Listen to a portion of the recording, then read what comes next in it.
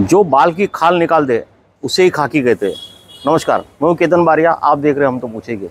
जी हाँ, पुलिस के हाथ में अगर कोई चीज़ का एक सुराग लग जाए ना, तो उसकी तय तक पहुंच के उसकी नस्ल तक को पुलिस बाहर निकाल देती है। और ऐसी ही एक घटना जो है आज हमारे सामने मधुकर पांडे पुलिस को आयुक्त लेके आए हैं, जहाँ पर वसई विरार विस्तार में कुछ लोग थे जो आर यूनिट्स यानी कि अजना कार्ड की चोरियाँ किया करते थे। ये इंस्ट्रूमेंट जो था वो मोबाइल टावर के नीचे लगाया जाता था, जहाँ जिसके चलते मोबाइल की नेटवर्क की फ्रीक्वेंसी को कंट्रोल करता था। मगर इसकी चोरी में ज़्यादा इजाफा होने के कारण पुलिस ने इसको काफ़ी गंभीरता से लिया और इसकी तहकीकात तक पहुंचने में काफ़ी लोग इसमें गिरफ्तार हुए और कहीं ना कहीं इसमें इंटरनेशनल रैकेट का भी हाथ हो सकता है। इस पूरे विषय में वसई विरार मीरा भाईंदर आयुक्त के पुलिस आयुक्त मधुकर पांडे जी ने आज एक पत्रकार परिषद रखी है। तो आइए चलो आपको रूबरू करवाते हैं उनसे कि आखिर किस तरीके की घटना थी, कितना यहाँ कहाँ ये चोरियाँ हुआ करती थी, इसमें कौन कौन आरोपी शामिल थे और अब तक कितने लोगों की गिरफ्तार हुई और कितने का मुद्दामाल पुलिस ने अभी तक जो है हस्तक किया है।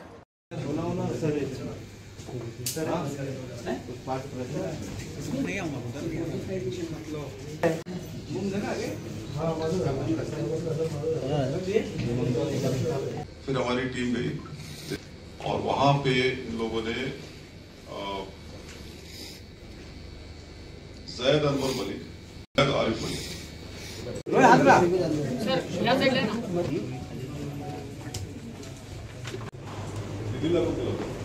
किलो था।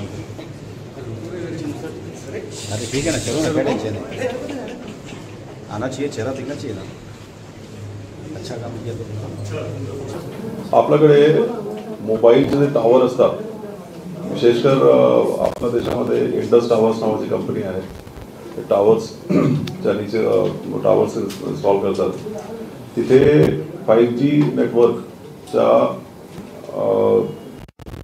कम्युनिकेशन नेटवर्क इस्टॅब्लिश करण्यासाठी त्या टावरच्या बेसवर एक युनिट असतो, त्याला म्हणतात आजना कार्ड, आणि हे नोकिया आणि एरिक्सन कंपनी भारतात सप्लाय करतात.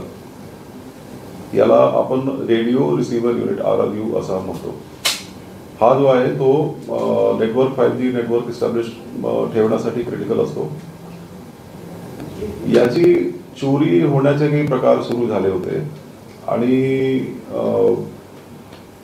नेहमी जे पोलिसांचं लक्ष दागिने घरफोडी या ठिकाणी जास्त असतो, परंतु हे याच्यावर पण आपला एक लक्ष गेला, याचे गुन्हे व्हायला लागलेले आहे.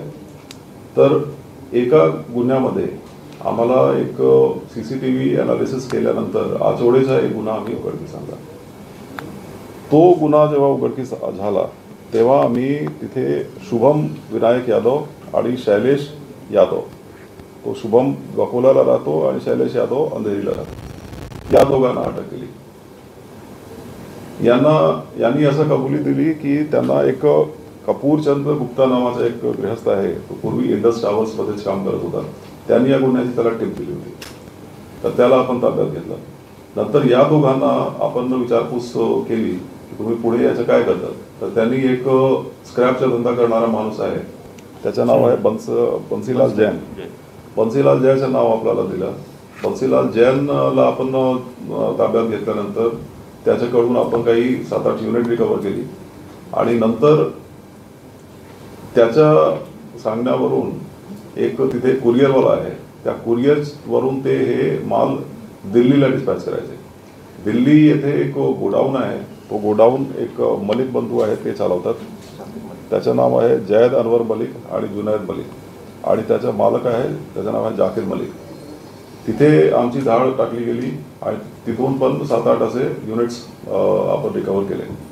तिथून 14 युनिट रिकवर केले आणि मध्ये जो जैन आहे त्या कुरिअर कंपनी त्यांनी आम्हाला टीप दिली, तर तिथून आपण 8 युनिट असे रिकवर केले.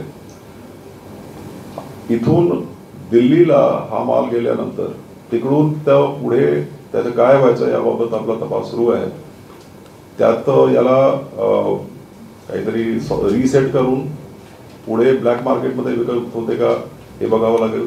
काही आरोपींचं असं म्हणणं आहे की हे चायना आणि हाँगकाँगला पाठवले गेलेले आहेत यापूर्वी, ते आपण तपासणार आहोत. या गुन्ह्यात अशा पद्धतीने या सगळ्यांना अटक करून आम्ही याच्याकडनं एकूण 20 गुन्हे महाराष्ट्रातले उघडकीस आलेले आहेत. त्यात आहे आचवडेचा एक आहे, वाडीचे 4 गुन्हे आहेत, पेल्हार पोलीस स्टेशनचे 4 गुन्हे आहेत, विरारचे 3 आहेत, जे मार्गच्या मुंबईचा 1 आहे, पुरार घाटकोपर कल्याण रेल्वे पोलीस स्टेशन, कड़वा पोलीस मुंब्रा अंबरनाथ आणि कोतवाली थाना बिहार असे एकूण 20 गुन्हे उघडकीस झालेले आहेत. आता जे आपल्याकडे आम्ही इथे एकूण 36 असे कार्ड रिकवर केलेले आहेत, आजना कार्ड. त्या 36 पैकी 10 कार्डचे सिरियल नंबर ते फोडले गेलेले आहेत, ते काही सापडत नाही. परंतु बाकीचे जे आहे त्यापैकी एक गोवाचा आहे असा एस्टॅब्लिश झालेला आहे, ते गोव्यातून चोरी झाला होता. एक दिल्लीतून चोरी झाला होता, 2 बिहारमधून चोरी झाले होते, एक झारखंडमधून आणि एक पंजाबमधून चोरी झाला होता. अशा पद्धतीने ही एक इंटर स्टेट गँग जे आहे ते आम्ही बस केलेली आहे आणि याचा पुढील तपास सुरू आहे. मुद्देमाल जे आहे तो आपला 40 लाखाचा आहे as per the market purchase price, but in the black market it may go down some crores. अजून आरोपी होऊ शकतात की याच्यामध्ये? अजून आरोपी होण्याची शक्यता आहे. आज सध्या आम्ही ज्या लोकांना अटक केलेली आहे त्याच्यावर सध्या तर काही सापडलेलं नाही आहे, ते आपण शोधतोय अजून.